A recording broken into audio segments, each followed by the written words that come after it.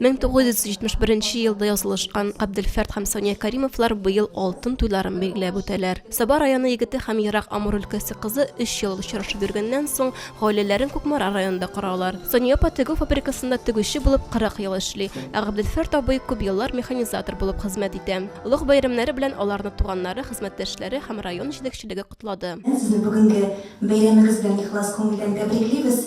Бүген миссия минем гаять шатлыклы һәм шуның белән беррәттән бик тә җаваплы.